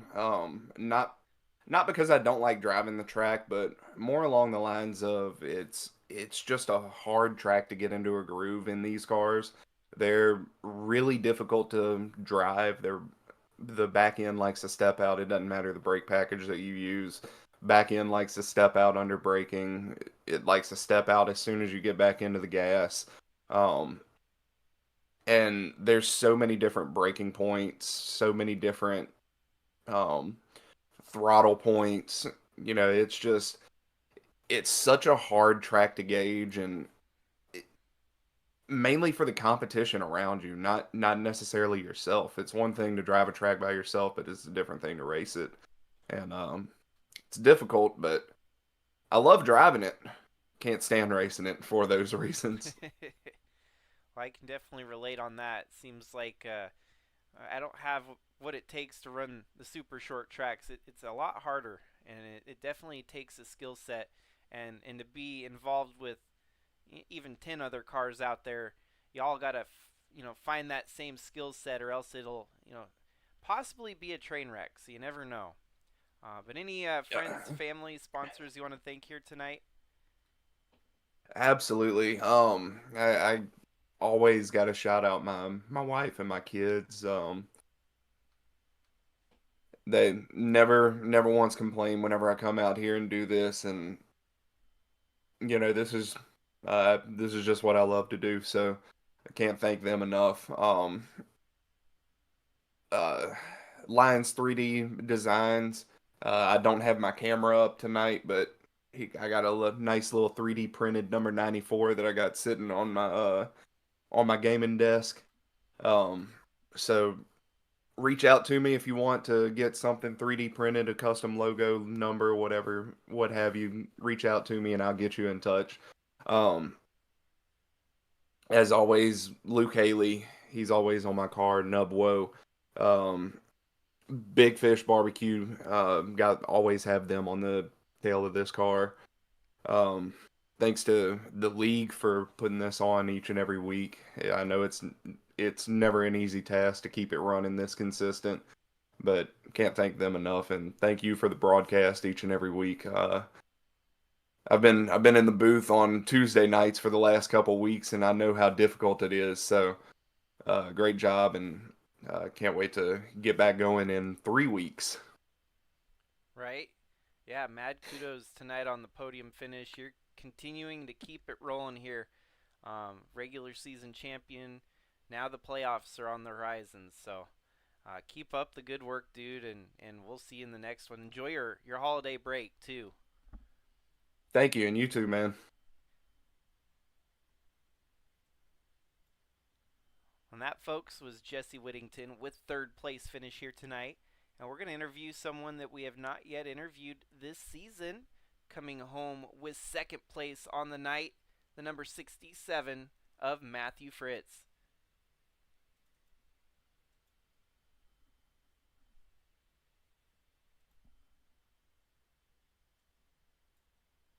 Jacob in the booth, do you copy, Matthew? Yes. Hey, it hasn't been in the booth yet this year with you. This is the first time interviewing you on a podium finish. Congratulations on the second place here tonight. How'd you feel? Well, got a lap one wreck. Then I spun myself out, hit the curb, went a lap down, and I finished second. So I guess it was it worked all out. It was crazy for me. A very roller coaster esque kind of race there. Yeah, I was highlighting the moment where you were involved in nearly like three of the first 4 or 5 cautions there, and perseverance reigned true for you tonight. You were able to bounce back for a second place.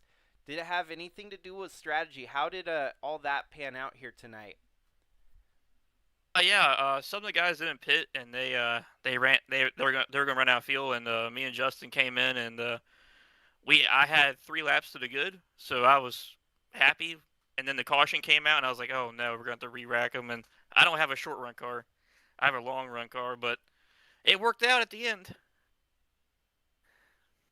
Yeah, it was pretty chaotic all night. There was wrecking left and right. It was just good old fashioned short track racing. Is short tracks one of your favorites to come to, or is it one of those tracks that you kind of fret? Statistically, I guess they're my best. I love Richmond, Iowa. Bristol is one of my favorites. I do like Martinsville a lot, but not this car. But uh, I think my short track knowledge and a little bit of talent I have got me to second place. Well, great job here. Any friends, family, sponsors you want to thank?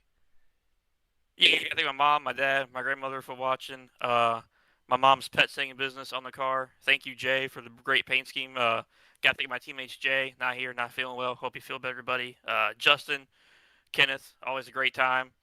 In the Venom Racing channel, we always have a great time. And got to thank you for broadcasting. Awesome. Well, thanks for putting on a great show here tonight. Um, enjoy your holiday break here, and we'll see you rolling into next season. I do believe you're going to be in the playoff mix, so that could get interesting for the last push of the season here. Best of luck and congratulations yet again. Thank you. Well, that is 2/3 of our podium here tonight. Our final interview for the evening is going to be the number 24 of Matt Parasini, who got the win here tonight at Martinsville.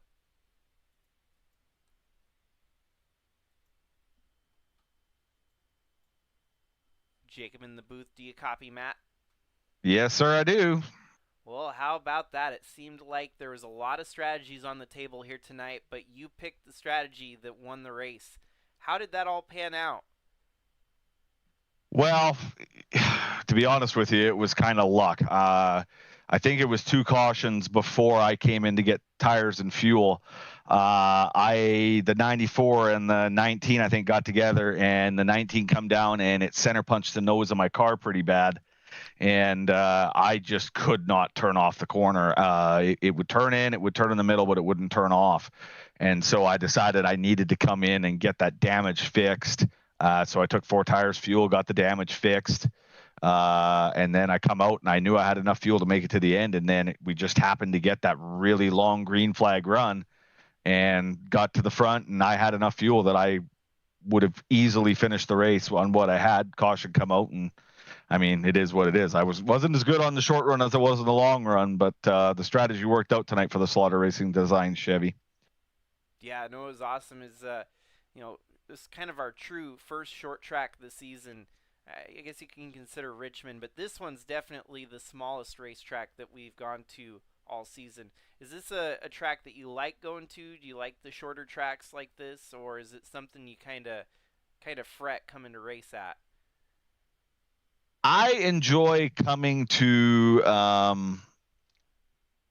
most short tracks if we can get long runs. Martinsville, for me, in the last little while, all the races that I've run anyway, has not been my favorite because we're running like 5-10 laps and then we're going under caution, it seems like. So tonight it was nice to get some long runs, and it showed because we got that really long run just after I pick up tires, and I was faster than everybody after about 40-45 laps. Then I was running everybody down.